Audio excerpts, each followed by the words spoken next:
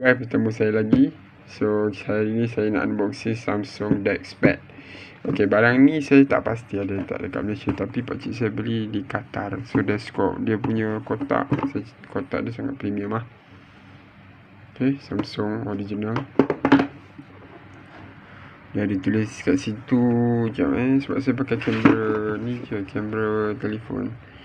So dia tulis kat situ full screen gaming, touch input dengan desktop experience. So ni DeX Pad daripada Samsung. So dia ada bagi dengan dekat dalam tu ada with wall charger, HDMI cable. Sebenarnya benda ni dah buka dah, benda lama. Tahun 2000 kan? 2020. Kita buka dah. So benda ni susah sikit nak buka. So ni ada bagi ni lah. Scan tu kan. So DeX Pad.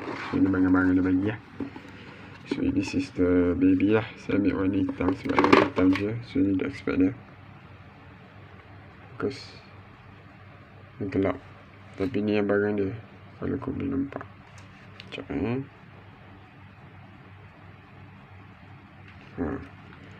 Ni yang barang dia. Nampak.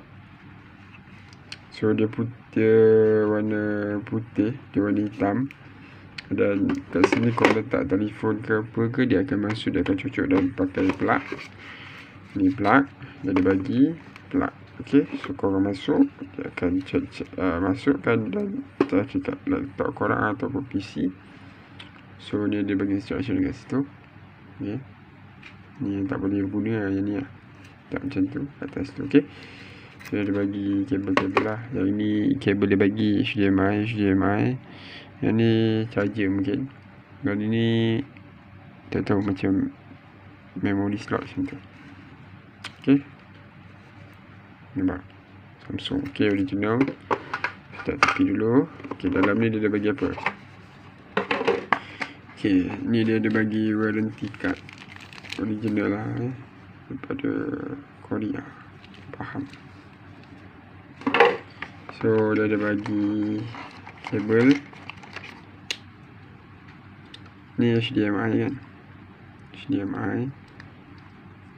Okay, dan ni dia ada bagi dengan Samsung cable lah, untuk cas mungkin. Untuk cas, nampak fast charging guys. Benda ni support fast charging. So kat sini dia ada macam wall, tapi saya tak tahu macam nak tunjuk. Nanti saya tunjuk video, korang tengok. Okay, wall Samsung lah. So dia ada bagi ni wall dengan this one, Samsung punya kabel dengan kabel untuk cas. Dan ni dia bagi yang untuk cucuk plug kat sini. Ni input USB, ni HDMI, ni macam micro slot sini. So itu saja daripada saya review apa DeX Pad daripada Samsung. Thank you very much for watching. I hope you really like this video. Bye bye. See you.